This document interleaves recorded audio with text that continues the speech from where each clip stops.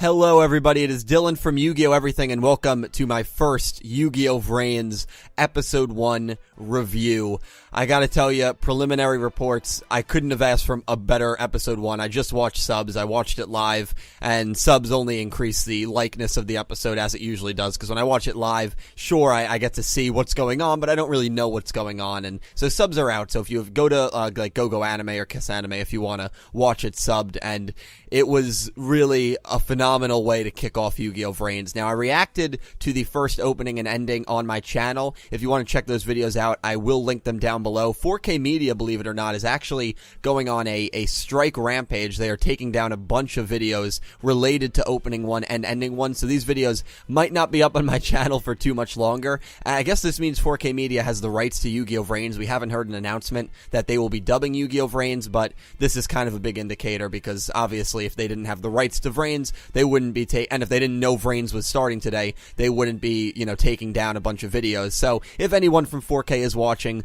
please don't take down my reactions. That's kind of my I'm begging you, please not to. And hopefully they won't, because it is a reaction. It is kind of a smaller screen. It's not like a full, whenever you upload a full ending or opening that takes up the entire screen, there's always more of a chance that it will be taken down. But watch those videos because they might not be up for too much longer. Usually I begin these reviews with a 30-second clip. I'm not going to do that for the first episode. I will do that second episode starting on. I'm not going to change that format. I did that throughout Arc 5 and I didn't have an issue with it. If you use like 20 seconds or 25 seconds, usually you don't have an issue, but the first episode, they're usually very strict when it comes to clips and such. That's kind of why the opening and endings are being purged off YouTube, so I'm not going to show a clip. Instead, we're just going to get right into it. I cannot wait, because reacting to the openings and endings were fun. Talking to you guys about it down below was fun, but I cannot wait to talk to you guys down below, so please let me know all your thoughts on Yu-Gi-Oh VRAINS Episode 1 down below. We begin right, we kick things off right off the bat, and that's what I loved. I felt like there was no point in this episode that was kind of pointless or fillery, which sometimes you get in the first episode because it's the first episode, but I thought this episode did such a great job at properly jumping into the plot. And we see Revolver, and the opening scene is actually 5 years in the past. Revolver has aged amazingly because, and I guess maybe it's because it's his VR account. I guess maybe your VR account doesn't age. Like if you age in the real world, the second you go into virtual reality, if that is his VR account, I'm not sure because we don't really know where the Knights of Hanoi base is. It might not be in the VR world. It might be in the regular world. I'm not too sure. There's still a lot of mysteries surrounding the Knights and just surrounding Link VRAINS and Data Wind and Speed Duels in general.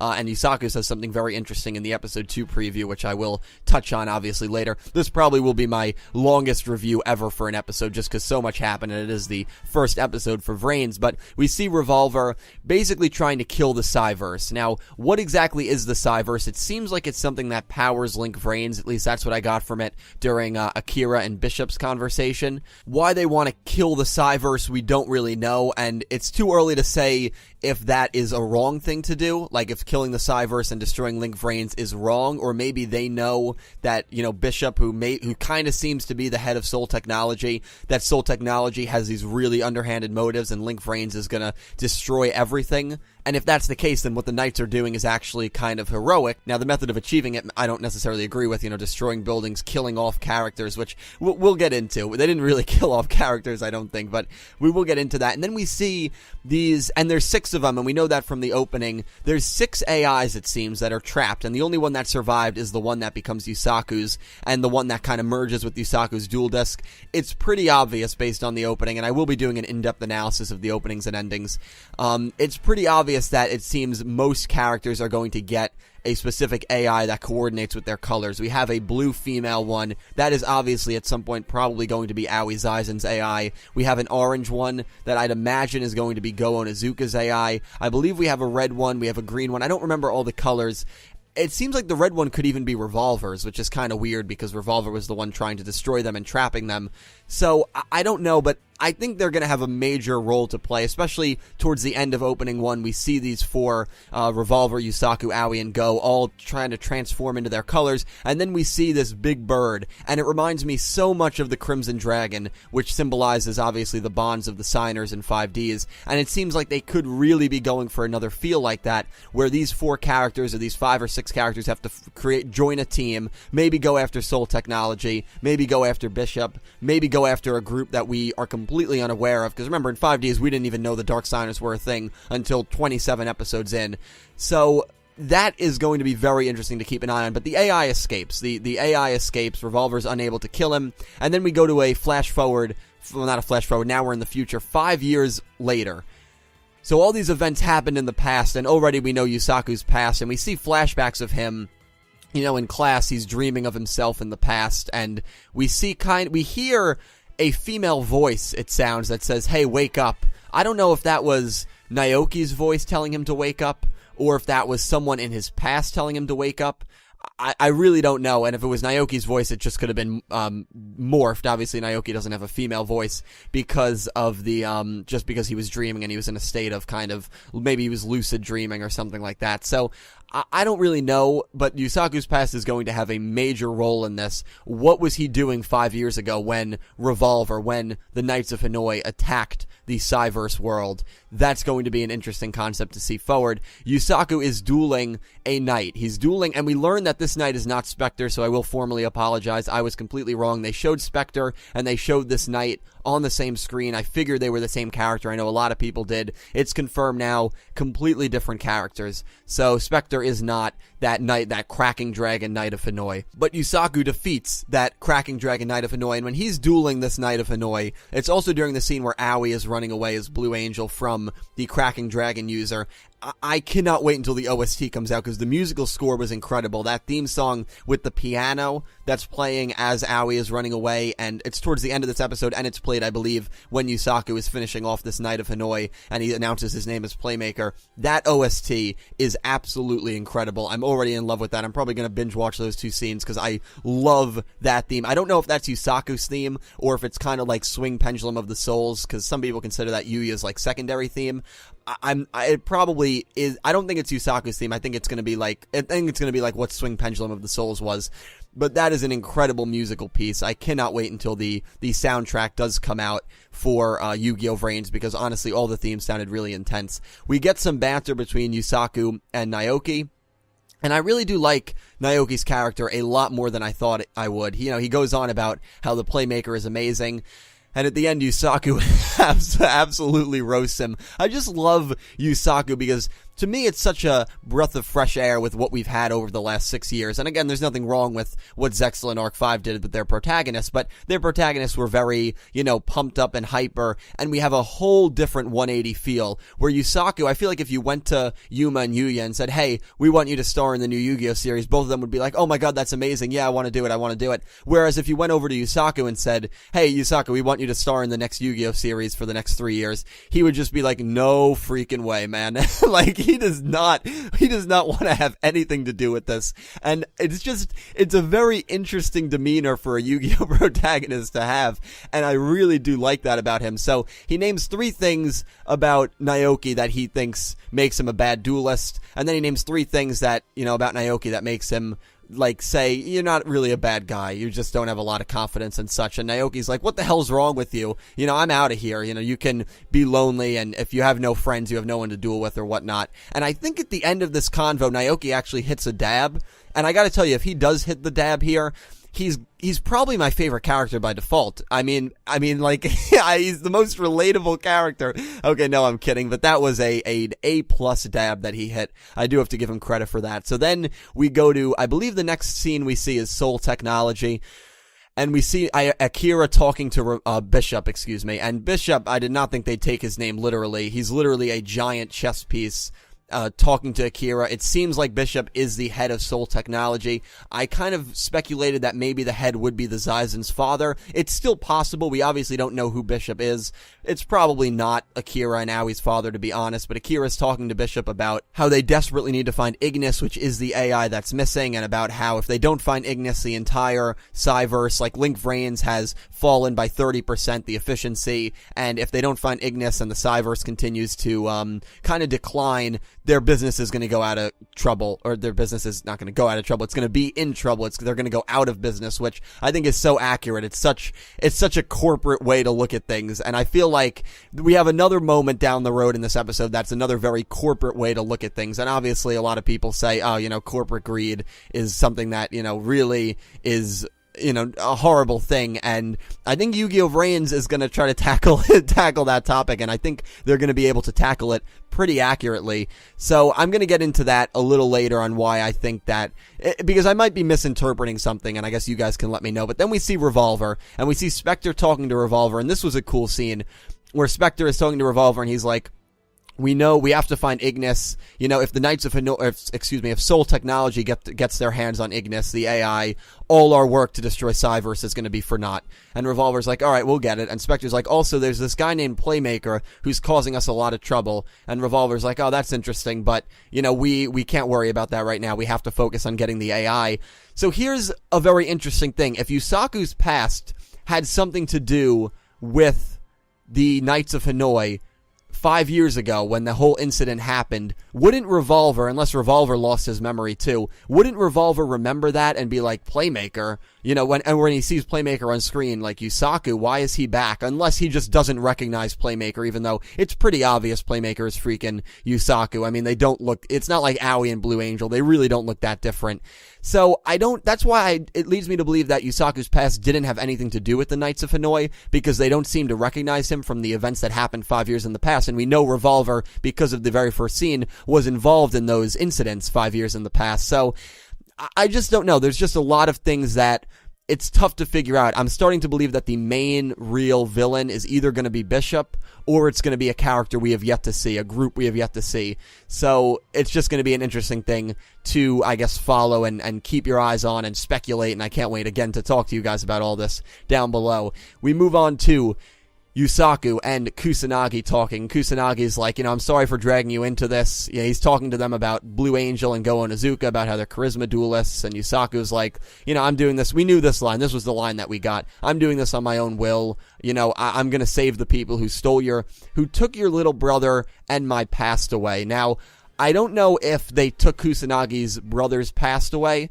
and Kusanagi's brother is still around, or if they took Kusanagi's brother, period, and Yusaku's past, and Kusanagi's brother is maybe killed off. Some people speculate maybe it's Revolver. That's a very interesting theory, but I'm kind of not really believing that, because again, we see this flashback 5 years in the past, and if these events happened 5 years in the past, which they could have happened, a year in the past, they could have happened 10 years in the past, we really don't know. I think that kind of kills the theory that Revolver is Kusanagi's brother, just in my opinion. He could be someone else. He could maybe, I don't think he's going to be Bishop. I think Bishop sounds like an older, like 40, 50-year-old dude, especially if you created Soul Technology, and Soul has been around for a long time. So I think that kind of kills off that theory, to be honest, that Kusanagi's brother is Revolver, especially because it's his younger brother, and Kusanagi and Revolver don't seem to be that much, difference in age comparison to each other. But we'll see. We didn't get anything about Kusanagi's younger brother in the openings or endings, which I was kind of hoping we would. So I don't know. I really don't know what route they're going to do, if his younger brother is killed, if his younger brother has just been missing, and who caused his younger brother this much anger, because it doesn't seem like at any point Kusanagi gets overly aggressive towards Soul Technology or the Knights of Hanoi. Like, if the Knights of Hanoi blatantly killed his younger brother, you'd think once they're on the computer in his hot dog truck, which, by the way, I mean, literally the tech they have in their hot dog truck is probably worth more than my entire life. Like, Jesus Christ. I mean, they close the truck and like 8 desktops come up with like 4 keyboards, and I'm like, Jesus, that is awesome. I mean, we know these two are skilled, and they set a trap for Ignis and the AI. But like, when the Knights of Hanoi break into the system, or when they talk about Soul Technology doing their scan, if I was Kusanagi and I knew one of those two groups killed off my little brother or stole my little brother, I'd say, those freaking bastards, you know what I mean? And we didn't really get that from Kusanagi, so that's what leads me to believe that neither of these factions are really responsible for what happened to Yusaku and what happened to Kusanagi, just based off their dialogue with each other and their kind of interaction with each other. It doesn't seem like this is a really deep down boiled hatred. So I don't know. I think there's just still a lot of mystery out there. At least that's the way that I interpreted it. I don't think either of these groups are really the main bosses, the main end bosses in Yu-Gi-Oh VRAINS. That's just my opinion, at least. And again, we're just going to have to wait and see. But they set the trap. Yusaku's able to get the AI. Cracking Dragon user breaks through the screen of Link VRAINS, and this is where it gets weird, because he breaks through, unless there's multiple of the knights, but I only think there's one Cracking Dragon user going around. He kills a bunch of different people just by this cracking dragon breathing fire, and you literally, I mean, one of the more brutal scenes of it is that this girl duelist is like trapped in a corner, and then they show the knight and cracking dragon, and the fire just comes down, she screams, and then just fizzes away. And now here's the corporate greed that I was referencing before, because a few of the people that are on their computers are just like, you know, a bunch of Link VRAINS accounts are going down. Now I wonder, this would be really messed up if this is the case, if that when you die in Link VRAINS, you die in the real world. That's the only line that we got that suggests that's not the case. It seems like when you die in Link VRAINS, you lose your account. But it would not shock me if the greed of this company is not concerned about the actual well-being of these people, and instead of saying, oh my god, people are losing their lives, they're just more concerned about their precious Link VRAINS accounts being disabled. That'll be an interesting thing to see. So I'm not totally convinced that when you do die here, you're fine in the real world and you only lose your account. That is what's said. But there were other kind of mini references here that makes me think they're really only concerned about the well-being of Link VRAINS and about, you know, them making money. That's why they're after Ignis and such, and they're just a very greedy company. I could be completely wrong about that. They could be completely fine in the real world, but we will have to wait and see for more clarity on that. But I'll tell you, if that is actually them losing their life, that is a dark, but that might actually have made my top 10 darkest moments. Of course, if it's just them losing their Link VRAINS account, which it seems like it probably is, I'm probably just overthinking it, it's not really that bad. You're still fine in the real world. You just lose, I guess, all the logs and hours you've put into Link VRAINS, and I guess you can't log back in. So that kind of sucks, especially if you're someone like Blue Angel or Go Onizuka, who's really, especially if you're Blue Angel, that's probably all Aoi really has, and that's like your whole livelihood.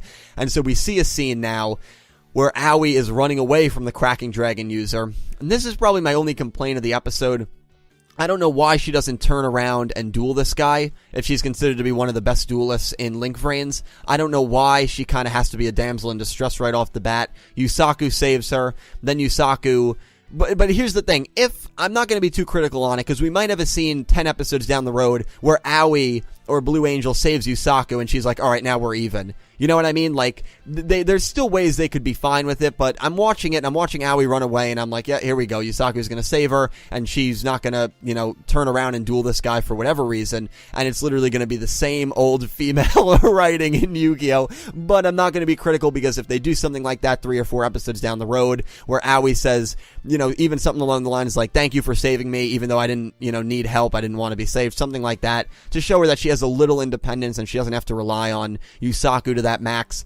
I'm not really going to be too critical of it at this point, because it's the first episode, and they could do something where she does save him and return the favor down the road. So, not too critical. That was the one thing that I'm watching it, and I'm like, I wish they kind of maybe wrote that scene a little differently. But Yusaku steps in, he's holding the AI hostage, which is what the Knights are after. It's what Akira and Soul Technology are after, and they're all shocked that Yusaku has the AI program. Revolver smiles as if like, oh, this is going to be fun, and the Cracking Dragon user challenges him to a duel. The AI says, your deck's not good enough, mate. And he unlocks the Cyverse, and he unlocks the Data Wind. Yusaku rides on the D-board that he just got, and the duel looks like it is about to begin, and that is the end of what was a very, very stellar first episode. I've talked for a long time, and I'm sure there's things that I didn't even cover, but just a really, really entertaining episode. We see the preview for the second episode, and it looks like Yusaku's falling off his D-board towards the end of it. It looks like a card flies out of his hand. And right when that happens, they show the Cracking Dragon user smiling. And I just have to wonder, the one line here that Yusaku says, do I know how to speed duel, or have I speed dueled before? Who is Yusaku Fujiki? Because he's clearly, he would not think that, or they would not put that in the show if he has not speed dueled in the past. So clearly 5 years ago when he was this young kid, he must have been able to speed duel. What happened in the past? That is the thing that I did a podcast with a few of my friends a couple days ago, and that was my number one exciting thing for VRAINS. I want to know what happened in this guy's past, but based off the dialogue we've gotten between him and Kusanagi and the Knights and Soul Technology, I don't think that any of those two factions, again, have anything to do with his past. I think it's going to be a completely new group that is yet to be mentioned, or maybe he just doesn't remember. I guess that's possible, but Kusanagi would remember, wouldn't he? If one of those two groups stole his little brother and took his life, or is holding him hostage or whatnot. And we don't hear any really remorse or anger towards either of them from Kusanagi when they're hacking into the system and they're trying to set the trap for the AI. So I don't really know. Really, really, really awesome episode. Watch it if you have not. The Yu-Gi-Oh VRAINS era has officially begun. My breakdown of the opening and ending, maybe some more theories and speculation, will hopefully be out tomorrow. If it's not out tomorrow, it will definitely be out Friday. So that is pretty much it. I hope you guys enjoyed probably my longest Yu-Gi-Oh episode review ever. Yu-Gi-Oh VRAINS episode 1 is in the books. We hopefully have a very, very fun 3 years ahead of us. Have an amazing day, everyone. I will talk to you down below. Thank you for watching.